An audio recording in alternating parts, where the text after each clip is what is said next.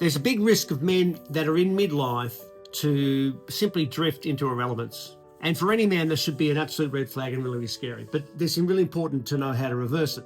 So most men, they don't collapse in midlife. They just slowly become irrelevant.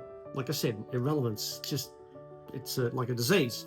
But they don't even notice it because it's like the frog in water. You turn up the heat, don't even know it before you know it. Anyway, so midlife isn't a crisis, although there's a term called midlife crisis, and I use it in my hashtags. It's a quiet drift, right? So the career plateaus, like the ladder has been climbed. We talked about that previously.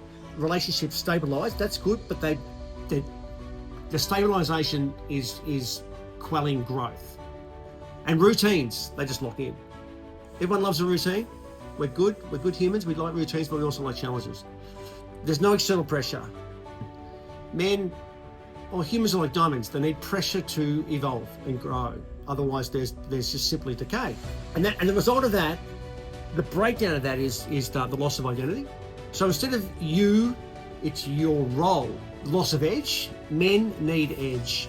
There's no challenge, nothing's at stake. Climb the ladder, sport, you name it. Everything's there.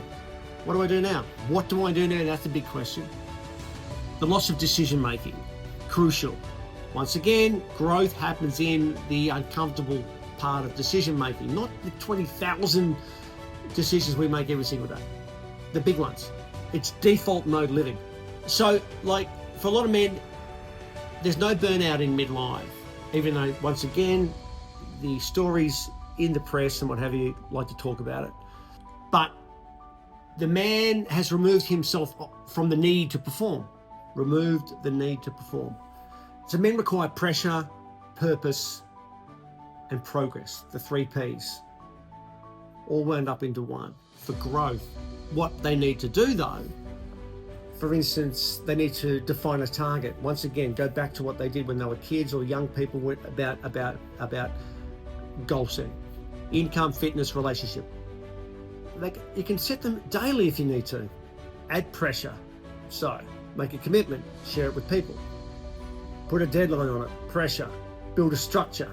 In the famous book that I have over here called Atomic Habits by, kicked my microphone there, my camera, by James Clear. He says, you don't fail in your goals, you fail in your structure to achieve your goals. But they're daily non-negotiables. I struggle. And you need to track your output. Pretty simple sort of stuff.